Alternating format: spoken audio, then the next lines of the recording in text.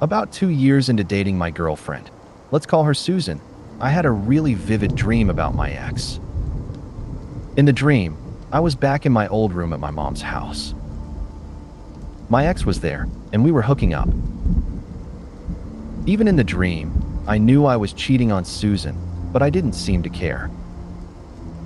Then, in the middle of it, I glanced toward the window that looks out onto the back porch. Susan was standing there. She was watching us, crying, completely devastated. That's when I woke up. I brushed it off as just a strange, guilt-fueled dream and didn't think much of it. A few days later, Susan and I were hanging out in my room when she told me she'd had a weird dream recently. She started describing it. It was the exact same scenario, but from her perspective.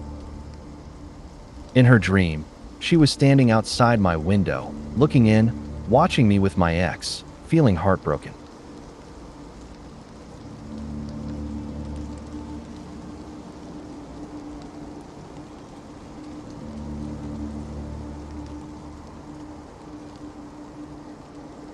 Every detail matched. I didn't say a word about my own dream. I just sat there, trying not to look shaken. I still haven't told her, 5 or 6 years later, and it still gives me chills when I think about it. When I was a kid, my dad had this little toy monkey he jokingly called his favorite child. He'd tease me and my siblings with it, not in a mean way, just enough to drive us crazy. We spent hours plotting ways to steal it from him.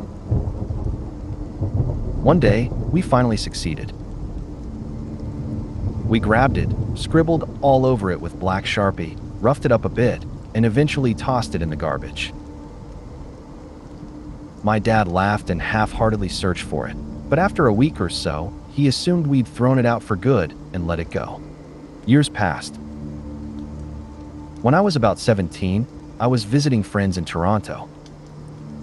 I don't even live there. I was just in town for a few days. While walking down the street, I noticed a small orange object lying near the curb. Something about it made me stop. I walked over and picked it up. It was the monkey. Not just a similar one, the exact same one. Same worn fabric. Same black Sharpie marks we'd drawn all over it years earlier. I just stood there staring at it, trying to make sense of what I was holding. Our trash goes to a local dump nowhere near Toronto. I can't even begin to calculate the odds of that thing ending up on a random street in a city I don't live in, years after we threw it away. But somehow there it was. I used to work in a building with 3 levels of sub-basements. The lab equipment I was responsible for was in the very lowest one. I had the only key to that room. There was an old wired phone down there, and sometimes I worked late, but not that night. That night, I was asleep in my apartment, about 10 miles away from work. At 3 a.m., my cell phone rang. It was my girlfriend. She was hysterical, asking why I had tried to scare her.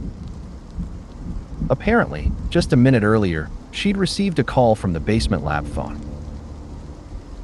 When she answered, she said she heard a voice that sounded exactly like mine, slowly repeating her name over and over. Then the line started crackling and faded out. I told her that was impossible. I was in bed. At first, I thought she was joking or mistaken. But when I saw her phone myself, there it was in the call log, a 3 a.m. incoming call from that exact basement number. I was the only one with the key. It still freaks me out. Every once in a while, I'll experience a moment that feels strangely familiar because I've dreamed it before. Not in a vague déjà vu way, but exactly as it played out in the dream, sometimes years earlier. They're never dramatic or life-changing events. Just small, Ordinary moments, a conversation, a place, a random detail lining up perfectly. When it happens, I pause, recognize it, and quietly make a mental note. Then I move on.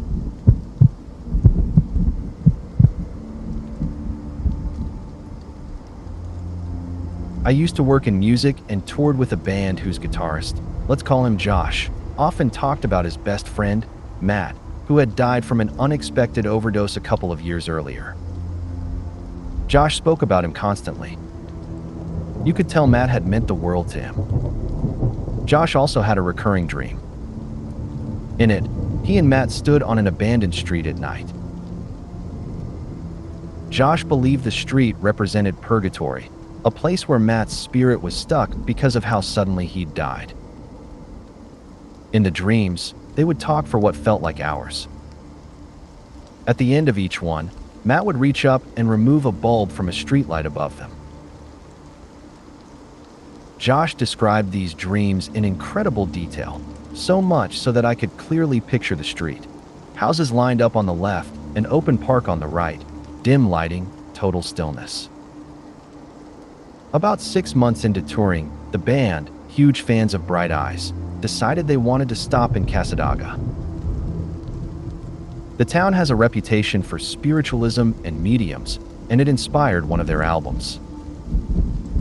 For context, almost everyone in our group was openly atheist. We rolled into Cassadaga around 2 or 3 a.m. and started driving around aimlessly. Out of nowhere, a large black dog walked into the middle of the road and just stood there, staring at us. The guys started saying things like, "Follow the dog, it's trying to show us something." I thought they were being ridiculous, but we followed it anyway. The dog walked slowly for a few blocks, always staying just ahead of us. Then we turned onto another street, and the dog suddenly bolted out of sight. We tried to speed up, but Josh said, "Stop the van. This is it." We were confused. He stepped out and slowly looked around. "This is the street," he said. "This is the one from my dreams." And it was exactly as he'd described for months. Houses on the left, a park on the right, the same layout, the same stillness. We stood there for about 15 minutes in silence. As we got back into the van, one of the streetlights flickered and went out. We drove away. Josh later said he never had the dream again. He believed that night gave him closure. In middle school, every 8th grader had to participate in something called a cultural fair. We researched our family lineage and cultural roots, then presented everything one evening for our families. Before it started, a friend and I were wandering the empty hallways out of boredom. For no good reason, I made a dumb bet. I told him I could open any locker he chose. $10. He laughed and picked one at random. He even made a show of it, jiggling the handle and spinning the dial a few times to prove it was locked. I remember the number clearly, locker 424. I looked at him and said, "PSSSH. Watch this." I grabbed the lock and, without thinking too hard about it, spun the dial. 6 to the right, 24 to the left, 34 to the right. The numbers just felt right in my head. I pulled up on the latch. It clicked. The locker swung open. When I was touring colleges, I was walking down a stairwell to check out one of the buildings when I passed a girl about my age. As we crossed paths, we locked eyes. We kept walking for a few steps. Then, at the exact same moment, we both stopped, turned around, and looked at each other again. For a few seconds, we just stared. It felt like I had run into someone I'd known my entire life, except I had never seen her before. At the same time, we both said, "Do I know you?" We stood there, confused, trying to piece it together. We exchanged names, talked about where we were from, where we'd traveled, mutual schools, anything that might explain it. But nothing lined up. No shared hometown, no overlapping trips, no mutual connections. Still, she said she felt it too, that strange familiarity, like we'd somehow grown up side by side in another life. We didn't know anything about each other, yet there was this undeniable sense of connection neither of us could explain. Then her parents, who had walked ahead without realizing she'd stopped, came back and hurried her along before I could ask for her number or email. "Julia, if you're out there, message me." One stormy afternoon, I was driving home when I noticed the side road leading up to the local golf course had been blocked off with flashing barricades. Just beyond them, I saw a Mercedes sitting on the closed road with its hazard lights blinking. I'm an EMT, so I pulled over to check if they needed help. I walked up to the car and shined my flashlight into the back seat. A man was slumped over, apparently asleep. Figuring I might be dealing with a couple of intoxicated people, I moved up to the driver's side window and knocked on the glass. The driver was sitting bolt upright, staring straight ahead. He didn't blink, didn't flinch, didn't react to the knocking or the light in his face. I glanced over at the passenger seat. The person there was slumped forward onto the dashboard. At that point, it stopped feeling routine. The doors were locked, so I called the sheriff's station and requested a code, 2 unit, no lights or sirens, to assist. While I was on the phone with dispatch, I walked back to my truck to grab my go bag. Dispatch asked me to get the license plate number. Just then, a PG&E cherry picker truck came rumbling down from farther up the closed road. I stepped around the truck to get a clear look at the plate. The Mercedes was gone. I flagged down the utility driver and asked if he'd seen the car. He told me there was an 80-foot tree down across the road ahead, and that the road wouldn't be open for at least a day. In other words, the car couldn't have driven forward. Behind it were barricades blocking the only other way out. So where did it go? To this day, I have no explanation. And ever since then, I've felt just a little more unsettled when pulling up on accidents or roadside hazards. One time at work, I was in charge of making the boiled eggs. A guy came in and grabbed one. He was completely focused on peeling it, head down, carefully picking at the shell like it was the most important task in the world. While he was distracted, I brought out a fresh tray of eggs and quietly set the older batch aside to turn into egg salad later. He never even looked up.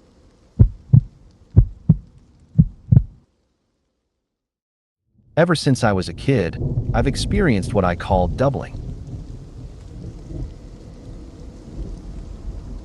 Every so often, I'll put something in a pocket, very deliberately, and later find it in another pocket, while the original is still exactly where I left it. Yes, it's happened with money before, which is the only time it feels like a win. The most memorable example was when I was a teenager at camp. All the leaders were issued one engraved plastic name tag, just one. I had a habit of switching mine between my hat and my shirt. When camp ended, I stuffed everything into a duffel bag and went home. While unpacking, the first thing I pulled out was my hat. The name tag was pinned to it. Okay, I thought, that's where I left it. A minute later, I pulled out one of my shirts, and there was the same name tag pinned to it. Same engraving. Same tag. 2 of them. When I was younger, something similar used to happen almost daily for a few years, though it eventually stopped. Someone would put something into their pocket or backpack, and later it would be gone. I'd reach into my own pocket or bag and pull out the missing item. At first, people accused me of stealing. But when it kept happening, even when I hadn't been anywhere near them, sometimes not within 20 feet, they stopped blaming me. Eventually, my friends and classmates just accepted that strange things like that seemed to happen around me. It hasn't happened in a long time, but I still think about it. When I was 12, my mom let me stay in the truck while she ran into the grocery store. As I waited, I noticed an old man walking toward the truck. There was something about him, an expression I can't really describe, like he knew something he wasn't supposed to. He stopped about 5 feet from the truck, stared at me for a couple of seconds, then turned and walked back the exact way he had come. At the time, it was confusing and honestly, a little traumatic. Fast forward 5 or 6 years later, my dad was showing me old home videos from a trip to Yellowstone. At Old Faithful, I saw him, the same man, wearing the same clothes, with that same look, peering at us. Only this time, he was on camera, staring at me through the TV screen. Even just telling this now gives me chills. Edit. I didn't expect this story to get such a reaction. A few more details. The Yellowstone footage was from when I was really little, maybe 1 or 2 years old. I was in one of those awesome baby packs on my dad's back. I'll do my best to find the video, but I don't see my parents often, and with the divorce and everything, I'm not sure where the home videos even are. If I do manage to track it down, I'll definitely post it and let you all see it. Back in high school, I had a little monkey keychain. The chain connecting it was just 3 links long. One day, I was walking out to my car when I heard a clink and something hit the ground. I looked down and saw the monkey sitting there, links 1 and 2 still attached, while link 3 was still hooked to my belt. The weird part: all the links were still perfectly intact, fused together as if nothing had happened. My only guess is that the chain somehow phased itself apart.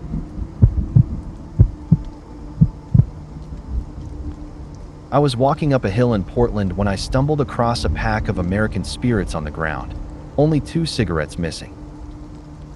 About a week later, I was in San Francisco and bought my own pack of American Spirits.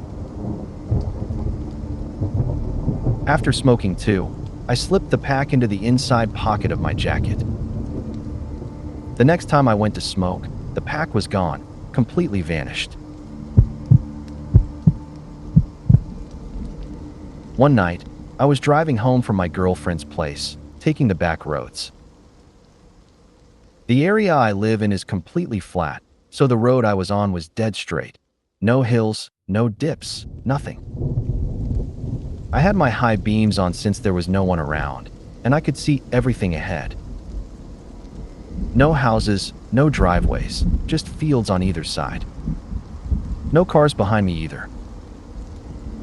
Then, out of nowhere, a car appeared about 20 feet in front of me, coming the opposite direction on the other side of the road. I was going pretty fast, so I passed it quickly. When I checked my rearview mirror, it was gone, completely vanished. I was so shaken that I had to pull over and collect myself before I could keep driving. Even thinking about it now still gives me chills. Edit. A lot of people suggested it was just someone driving without their lights on, turning them on to freak me out. That doesn't make sense though. I had my high beams on, so I would have seen them much sooner. Others suggested microsleep, and maybe I did nod off for a moment and was jolted awake by the headlights. There's probably a logical explanation, but I like to think of it as my personal encounter with a glitch in the Matrix.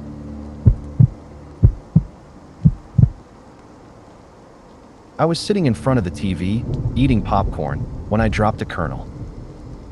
Just as it should have hit the floor, I heard a faint pop sound. My mom was a stickler about messes, so I searched everywhere, under the couch, under the TV stand, even around the corners. Nothing. The popcorn had vanished. About a year later, I'm watching TV again when I hear the same faint pop. I look down, and right between my feet is a freshly popped kernel, still warm.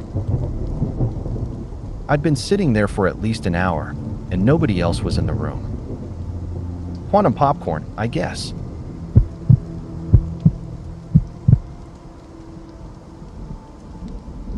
This happened to me in 3rd grade, and it scared me so badly I ended up crying and had to go to the principal's office to talk about it. I was standing in the hallway for misbehaving when my neighbor Tad, who was a year younger than me, walked out of a classroom to my right. He passed in front of me and headed down the stairs. We said hi to each other. About 20 seconds later, he walked out of the same classroom, passed me again, and went down the stairs like nothing had happened. I just froze, staring at him, confused and terrified. He looked back at me like, "Why are you looking at me like that?"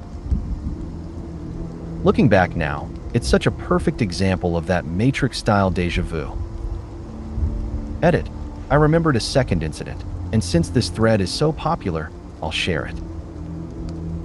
A few years later, my sister and I were in the living room watching TV when we both saw our mom walk through another room and down the adjacent hall. Maybe 20 minutes later, she came in from the backyard. My sister and I looked at each other, completely confused, and asked her how she got back outside. She had no idea what we were talking about. She had apparently been outside for hours. No one else was home. I can't explain this, and honestly, I barely believe it myself. I've only ever told a few people, and all of them refused to believe it could happen. On 2 separate occasions, I've breathed underwater without any mechanical assistance. The first time, I was about 11, swimming in the diving well at my gym. The pool is roughly 14 feet deep with a fairly small surface area. I've always been a strong swimmer, and I loved diving to the bottom, flipping over, opening my eyes, and looking up at the surface. This day, I dove down, and while sitting against the wall, I suddenly felt an overwhelming urge to take a breath. I dismissed it at first, thinking it was just my brain acting weird. But the thought came again, and this time it was utterly convincing. I don't know why, but for some reason, I decided to go with it. I took a slow, careful breath, and it was air, not water. I inhaled fully, feeling the pressure around me, and realized I could breathe normally. I took 4 full breaths while sitting at the bottom of the pool. With each one, I became more horrified and agitated. Disbelief and fear completely overwhelmed me. I shot to the surface as fast as I could. Afterward, I tried to rationalize it. Maybe there had been a tiny air bubble caught on my face. But over the years, I've realized that air doesn't just hang there. It rises to the surface quickly. It couldn't have just stuck around me. I tried to replicate it that same day, diving repeatedly, but eventually gave up after getting water up my nose. The second time it happened was 4 years later in the same pool. I took 5 breaths, with the same overwhelming sense of confidence that it would be okay. Again, I can't explain it. Very strange. Glitch in reality? I don't know.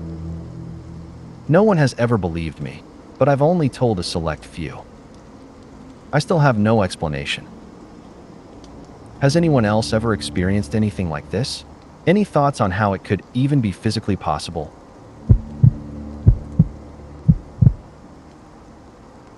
A few years back, I kept having really strange encounters, seeing men in suits in random places at random times.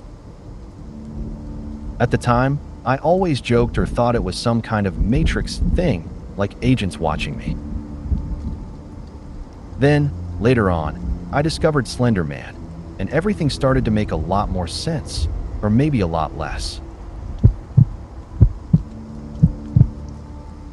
One of my friends has a family photo on her wall from Florida back in 1998.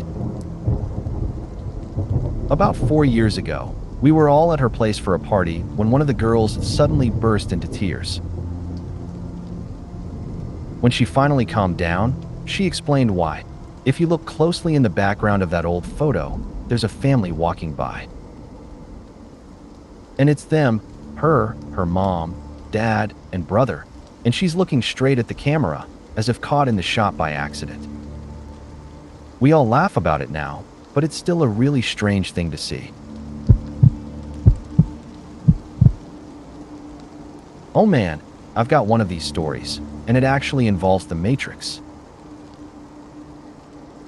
Back in 2000, I had my wisdom teeth out, right around the time the original Matrix hit VHS. I was completely wrecked on Percocet from the surgery, my wisdom teeth were a nightmare, and my mom basically plopped me in bed and went to rent the movie for me. I'd never seen it in theaters. I remember being annoyed at the sunlight glare on the TV, but being way too out of it to move.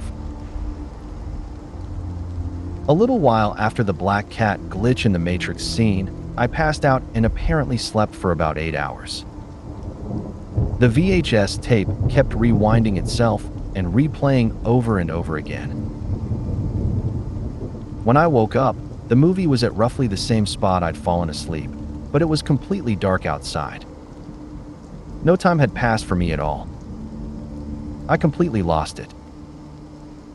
I started screaming and freaking out, convinced I'd discovered some secret and that someone had turned off the sun. I remember crying and trying to explain the situation to my panicked family, who have never let me live it down. When my drama class went to Disneyland, we took a big group photo in front of the castle. They snapped 3 shots to make sure we got a good one. The first and third photos looked completely normal. But in the second one, there's a guy no one has ever seen before, standing between 2 of us with his arms around their shoulders. The weird part, nobody noticed him when the picture was taken.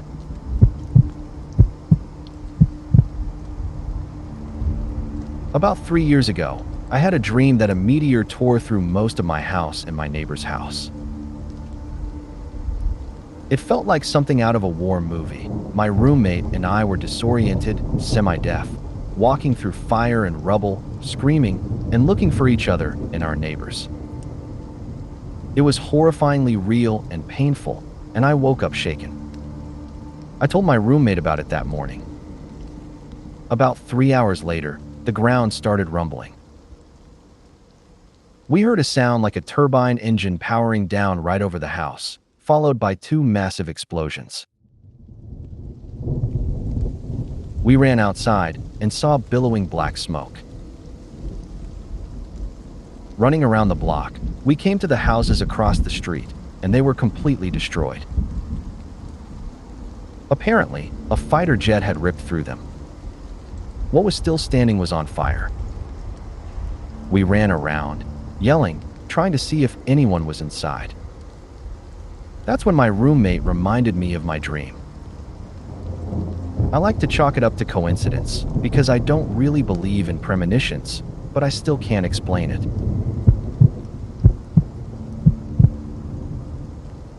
I've shared this story before, but here it is again, the case of the parallel universe answering machine.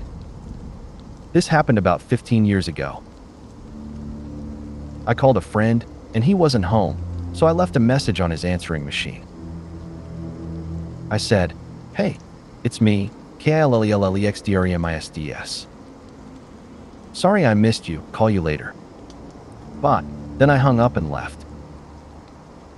I didn't make any other calls that day. Later, my friend called back and said, "Wow, that was quite a message you left. Who was that girl you were talking to?" I was confused. "What are you talking about? I wasn't talking to any girl." When I went over to his house and listened to the message, I realized something impossible had happened. After my original message ended, there was a slight pause, and then the recording continued for another 30 to 40 seconds. I was talking to a girl I didn't know. It was my voice, my mannerisms, everything, but a conversation I never had. In the message, I was talking to this girl about going skiing, but mentioned I had to go down to my shop to work on a car first. That perfectly matched my life at the time. Then the message just stopped. It was recorded on one of those digital answering machines with memory chips, no tape I could have tampered with. And we didn't have party lines, so it wasn't someone else's call bleeding over. I still can't explain it. The voices were indistinguishable. The timing was perfect. It's the freakiest glitch I've ever experienced.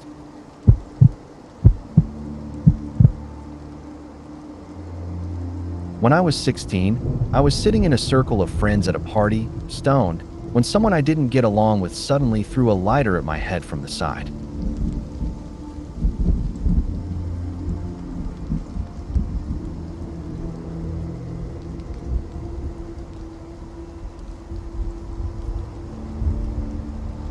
I didn't even see it, my long hair blocked it, but somehow I caught it like a ninja.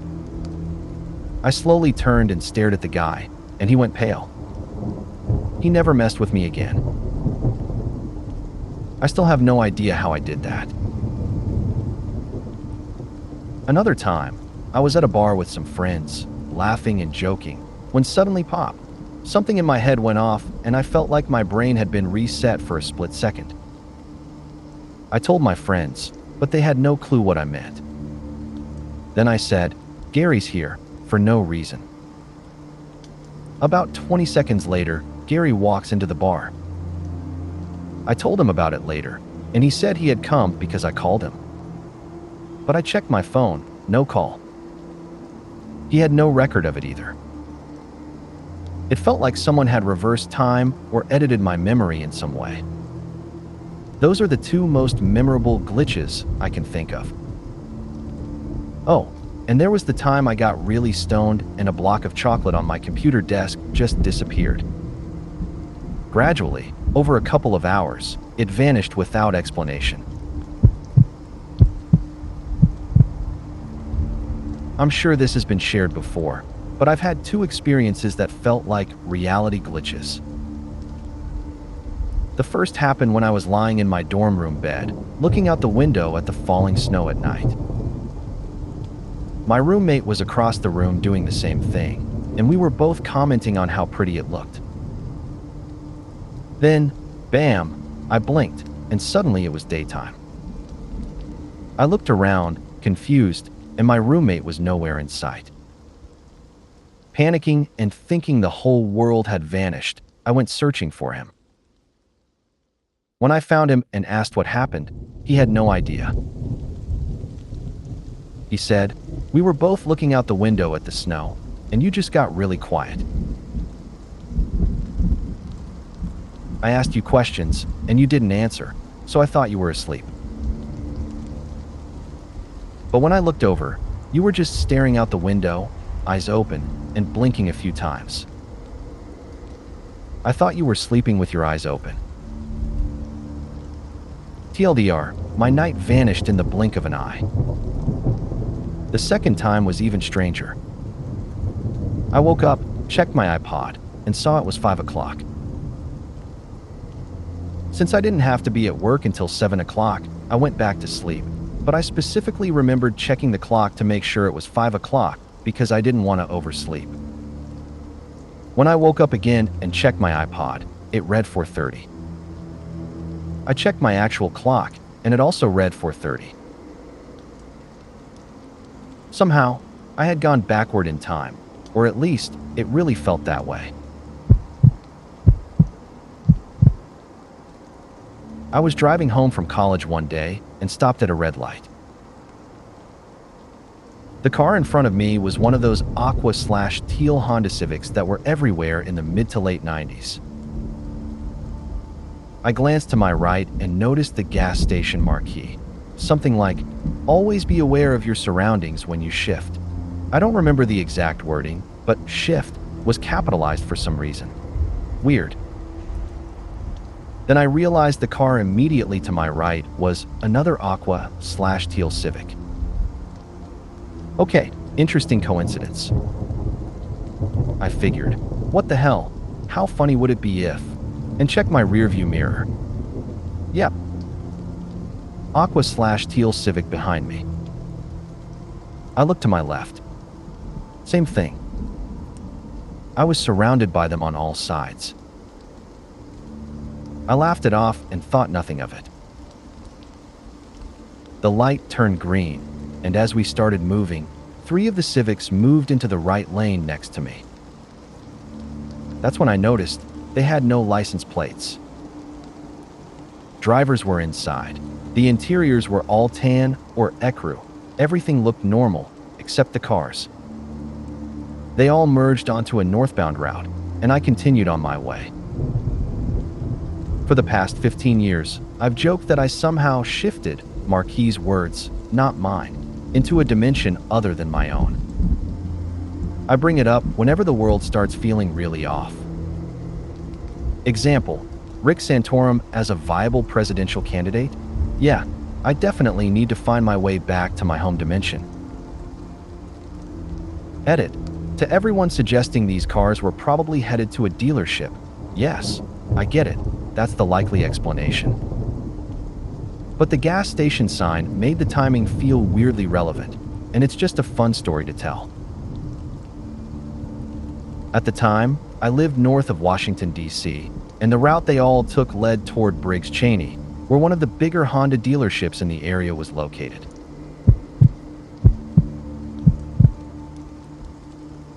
I shared this before in a similar thread that didn't get much attention, but here it is again.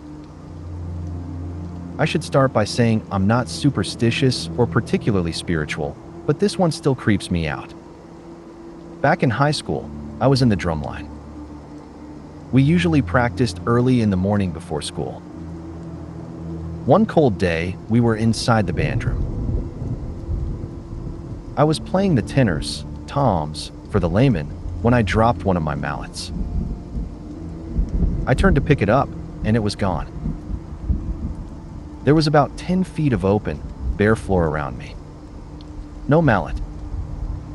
Our instructor stopped practice and asked what was wrong. Several of us started searching, but we still couldn't find it. I finally grabbed a spare set and kept going. About 20 minutes later, the band director walked in, unlocked his office, sat at his desk, and knocked on the window. I looked up, and he held my mallet in his hand, looking at me like, "What is this doing here?" I could confirm it was mine because I'd marked each set.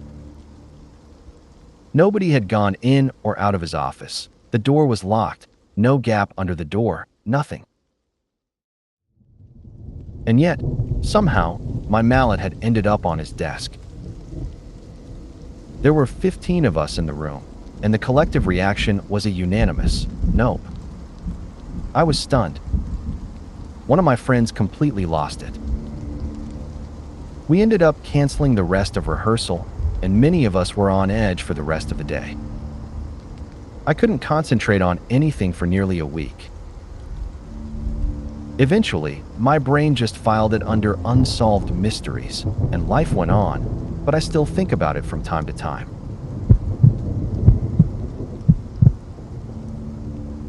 Right after high school, I landed a job as a lifeguard at a water park resort.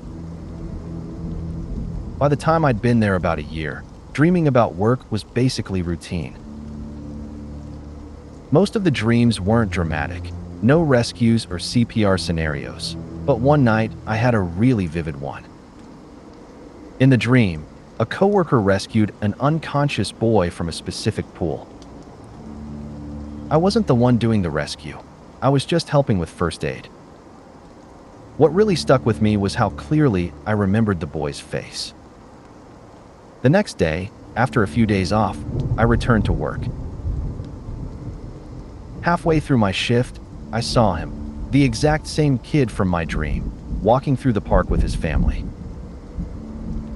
They were still in street clothes and had just checked in, so there was no way I could have seen him before. I nearly fell out of my chair. He didn't drown, of course, but I made sure to keep a close eye on him the entire time he was there.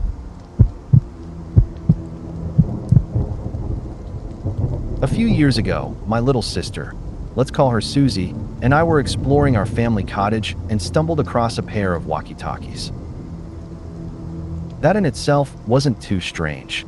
The place is isolated and huge, and friends and family are always leaving things behind. That night, we started running around trying them out, laughing at the 10 to 20 meter range. Eventually, we ended up on opposite sides of the house and started joking around with code names. Me, Breaker Breaker, come in, this is Thundercat, over. Susie, giggling, this is Dragon 7, closing in on your location, over. Me, negative, you'll never catch me. Thundercat out. Susie, giggling, who is this? Me, this is Thundercat, come in Poopsmith. Susie, giggling, no, who is this? Then I walked into the next room and saw Susie peering through a bookshelf, the walkie-talkie abandoned on the floor.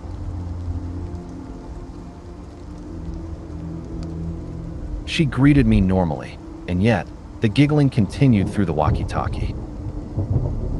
I stared at her, then at the device, and asked, wait, who is this? The giggling stopped immediately. Dead silence. The next house was a couple of kilometers away, and all around us was nothing but woods and a spooky cave. Susie insisted she'd gotten bored of the walkie-talkie a while ago and hadn't been part of the conversation. We searched the house top to bottom, but found no one, no device, no hidden person, nothing that could explain the voice. We tried the walkie-talkies again after that night, but the ghost girl never responded. I still sometimes tease Susie, accusing her of being the voice, but deep down, I know she wasn't. The fear in her eyes when I told her what happened said it all.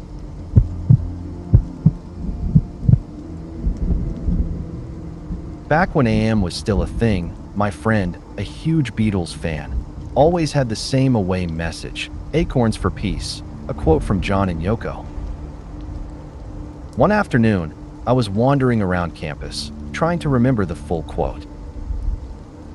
In my head, I kept muttering, something for peace, something for peace. What the heck was that away message? Then, at that exact moment, a girl walking by on her cell phone suddenly yells, acorns. Not exactly spooky, but it totally blew my mind and made my day. I mean, how often does someone randomly scream, acorns, right when you're thinking about it? About a year ago, an online friend's cat ran away. He was devastated. He'd grown up with the cat, and it was basically one of his closest companions.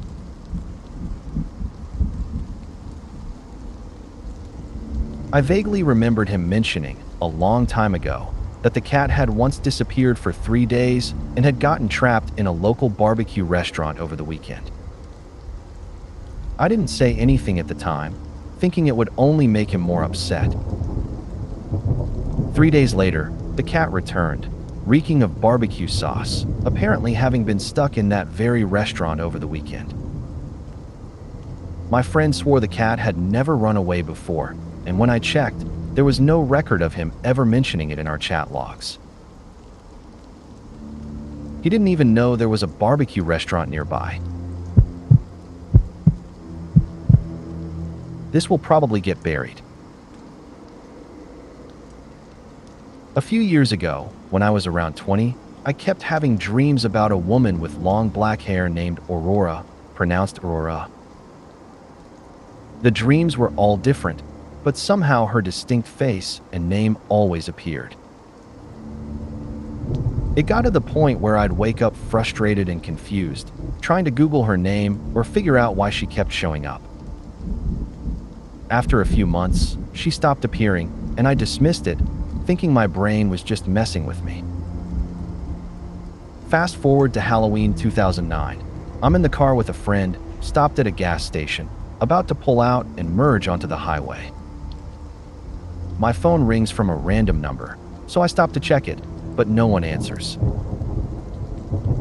There's a car behind me that honks impatiently, then swerves in front of me instead of waiting a couple of seconds. The moment that car hits the highway, a silver Civic loses control and crashes into it. I call the cops and wait at the gas station. Turns out both drivers died. It would have been me if I hadn't gotten that phone call.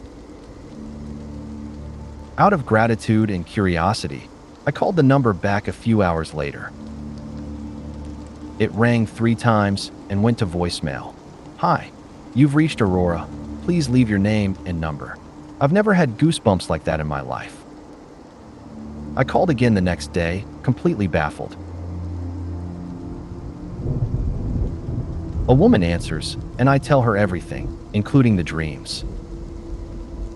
She says she has no idea how I got her number and that she never called me, as far as she remembers. I ask if she has a Facebook so I can confirm if she's really the woman from my dreams. I check her profile. She is. If that isn't a glitch in the Matrix, then I'm just completely insane. My sister and I were walking down a Walmart aisle, looking for back-to-school supplies.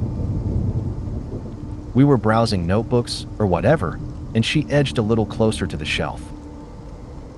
Out of nowhere, a bracelet just fell to the ground. I swear I saw it appear.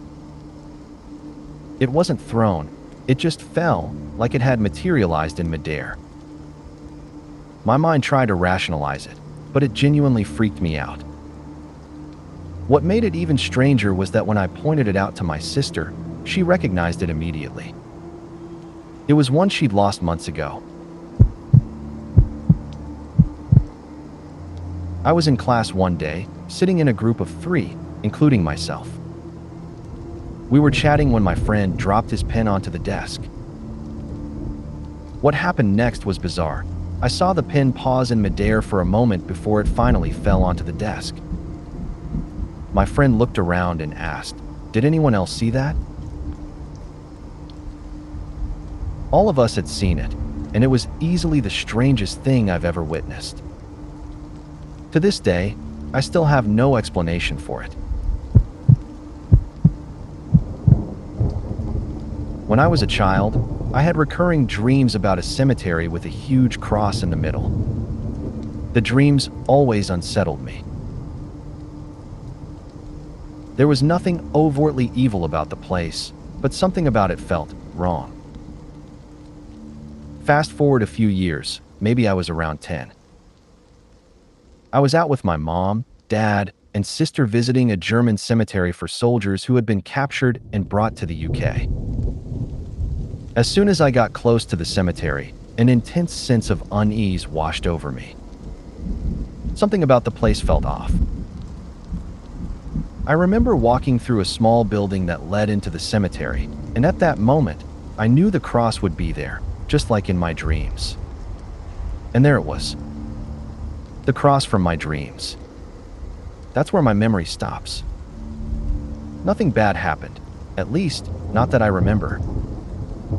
I had never been to that cemetery before in my life, and I had never heard of it until that day. I joke with my husband that I sometimes wake up in slightly different universes. Everything is basically the same, but the tiniest details are off. For example, I clearly remember growing up eating original flavor SpaghettiOs, and they were always just tomato sauce, nothing else. About a month ago, I grabbed a can again, and now they're tomato and cheese. I've checked Wikipedia and timelines of the product, and in this universe, the original flavor is tomato and cheese. I swear I grew up in a reality where it was only tomato sauce. I know there's a tomato and cheese variant too, but I'm talking specifically about original flavor. In this reality, it's different. I've always had this lingering fear that people can read my mind. I remember one time I was on my way to my birthday party, wearing a new dress I had just bought. I wasn't sure how I looked in it and kept thinking, I really hope I don't look stupid right now. As I rode the escalator, a woman was walking down the stairs right next to it. Out of nowhere, she looked at me and said, reassuringly, "Well, I think you look great." Maybe I just looked nervous, or maybe someone else had said something about my outfit. But even now, that moment sticks with me and has only fed my paranoia that people might actually hear my thoughts. I have this bizarre, crystal clear memory from my childhood. I was at my uncle's house, playing Sonic the Hedgehog while snacking on Cheetos. At one point, I got so absorbed in the game that I reached for the Cheetos without even looking, patting around on the floor with my hand. When I finally glanced down, the Cheetos were floating about a foot above the ground. The moment I realized it, they plummeted to the floor. I screamed and ran out of the room. I was walking into work, heading down one of the aisles.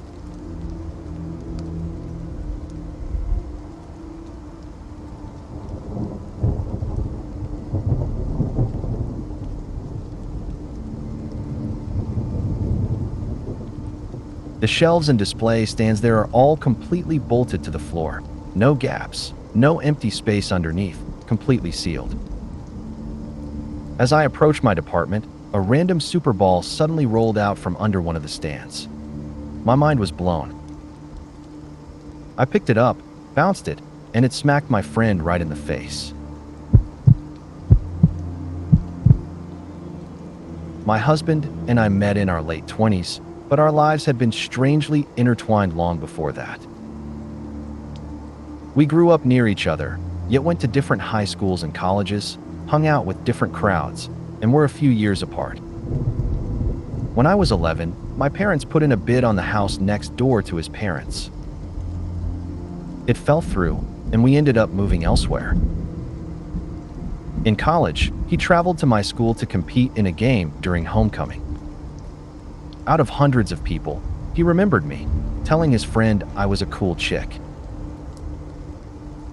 At the time, I was dressed as a crab, standing next to someone dressed as Ariel from The Little Mermaid, dancing badly and taking pictures with kids. When he told me later, I nearly fell over. At a house party years later, I noticed a photo on the wall from one of his friend's high school parties. I was on one side of the photo, he was on the other. I had gone to dozens of parties back then, yet I don't remember ever being anywhere near his area. We were both best friends with a cousin duo, a guy and a girl, attending countless family gatherings, but we never met. We'd heard stories about each other, but had never seen a single picture. After 6 years, we finally met, and by the end of the night, we were a couple. We've been together ever since. I grew up in North Texas, and one of my friends had a cow farm with tons of open land. The street he lived on shared his family name. On weekends, we'd drive out there, way past his house, bring a guitar and some weed, light a campfire, and just hang out. One summer night, he asked if we wanted to check out a supposedly haunted house. Not haunted, exactly, just abandoned and deep in the middle of nowhere. He'd driven past it a few times, but never had the nerve to explore it, especially at night. No one wanted to be the first to say no, so we all agreed. It was a clear night, and we piled into his sedan, blasting classic rock. Soon we came to an old stream that had eroded a steep depression in the land. A plank of wood bridged the gap. He insisted it was safe to drive across. The air changed the moment we crossed it. The woods, the moonlit grass, it all felt alive. I could feel the house approaching, though we hadn't even seen it yet. For 10 minutes, no one spoke except him giving time estimates. There was nothing, no road, no lights, just overgrown dirt paths as if abandoned for a decade. Then I noticed something strange. Everything is black and white. I can only see black and white, I said. Everyone else in the car gasped. They were seeing it too. No color, just shades of black and gray, like we'd slipped into an old photograph. Are we dead? I whispered. I had no explanation. When we finally pulled up, color slowly returned, but it was dark enough that it didn't matter. The house loomed 2 stories tall, tilting slightly, white pillars discolored with age, faux balconies jutting from the second-story windows. About 50 meters away stood a large metal silo. The darkness clung to the land, receding only as the headlights swept over it. We began toward the house, walking slowly. The yard was full of small holes, like someone had planted tiny pots, each containing crumpled pieces of paper with crude, childlike drawings. Stick figures lay upside down, some with faces twisted in sorrow or screaming. The silo was unlocked. Inside, it gleamed like polished chrome and smelled of sawdust and old oats. I thought I heard a girl crying, but it might have been the hinges. Then we entered the house. All doors were broken from their hinges, the screen door torn. We split into groups, exploring cautiously. Closets opened to nothing. The house was dark and empty, though we only had one flashlight, so we might have missed something. Back at the car, one friend dared to enter the house alone and sit in the living room for 30 seconds. He went in proudly. Minutes passed. Then we noticed the smell, something dead. Looking down, we found a cat crammed under the pedals, fur scattered everywhere. Panic set in. We honked and flashed the lights at the house. Still, our friend didn't come out. Finally, 2 of us went inside after him. He was huddled in the living room, arms wrapped around his knees, head buried. When he looked up, it was like he'd seen too much. Behind us, on the wall, written in red, were all of our names. Later that summer, a friend returned during the day and burned the house to the ground. One time I walked out of an Applebee's and looked up at the sky, and it was split in 2. One half was noticeably lighter than the other, with a sharp, almost perfect line dividing them. I wasn't alone. Several people with me saw it too. No drugs, no tricks, just one of the strangest things I've ever witnessed, and I've never been able to explain it.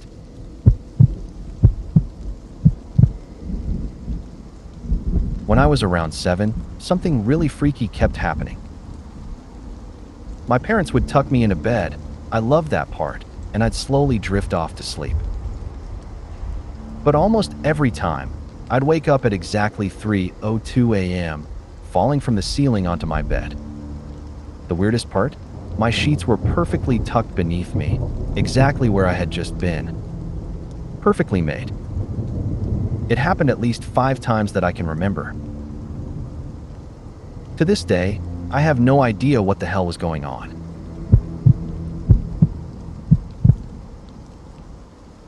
I have an intense, almost paralyzing reaction whenever I see footage or recreations of the D-Day invasion of Normandy. I can watch documentaries or movies about any other war, any other battle, without issue, but for some reason, D-Day hit something deep inside me. The worst experience was watching Saving Private Ryan. My heart felt like it was going to burst out of my chest. An overwhelming sense of panic washed over me, and tears just started streaming down my face. I was frozen in my seat. More than fear, it was this bizarre, unshakable sensation, like I had been there, something I've never felt with any other war or battle. My family owns a house on Cape Cod. The previous owner was a white supremacist, and he had an autistic son named Jimmy. Jimmy was infamous for wearing a trench coat and fedora, climbing trees, and shooting cats and dogs with a BB gun. When my parents moved in, they discovered a bedroom full of Nazi memorabilia. They stored it in the shed, gave the former owner a week to remove it, and eventually threw it all out. At 7, I didn't know any of this history. That's when the visits started, 5 nights in a row. A figure appeared in my room, dressed in a trench coat and fedora, but without any discernible features. He looked like a silhouette, backlit by some unseen source. Sometimes he stood in a corner, sometimes crouched, or sat on the bed opposite mine, my brother's bed, though he was away at summer camp. One night, he sat in a rocking chair. When I looked again, he was gone, but the chair was still rocking.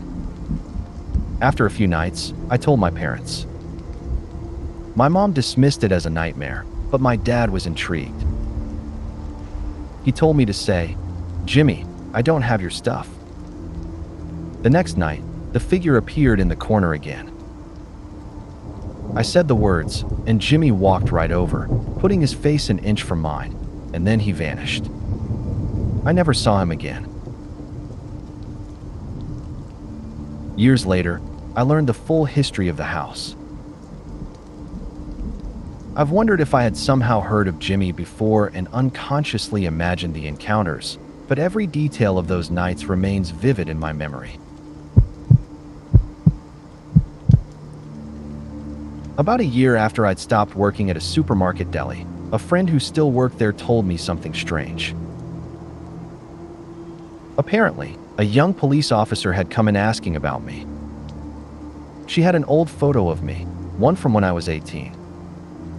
At the time this happened, I was 25. It freaked me out. My current address was publicly available, and unfortunately, so was a more recent mugshot. But why show up with a 7-year-old photo asking around at my old job? My mind immediately went to worst-case scenarios. I even joked to myself that it felt like something out of the Terminator. In the months that followed, I started getting pulled over a lot for minor stuff. 5 miles over the speed limit. Rolling through a yellow light. Nothing major. What stood out was how long the stops lasted. I'd sit there for 15 or 20 minutes, and then they'd let me go without a citation. One time, after I'd been stopped for about 20 minutes, a black, heavily tinted, unmarked Crown Victoria pulled up behind a patrol car. It felt like the officer had been waiting for it. No one stepped out, but the cop walked back, spoke with whoever was inside for a while, then returned and let me leave. Years later, I still sometimes get the uneasy feeling that unfamiliar cars drive past my house more often than they should. I've never gotten a clear explanation for any of it. This kind of thing happens to me all the time. My theory is that I'm not actually predicting or thinking about it beforehand. Instead, once I learn the outcome, my mind retroactively convinces me that I knew it all along. It's like when you don't know the answer to a question, then you find out, and suddenly you think, "Oh, I knew that." Except you didn't. You just tricked yourself into believing you did.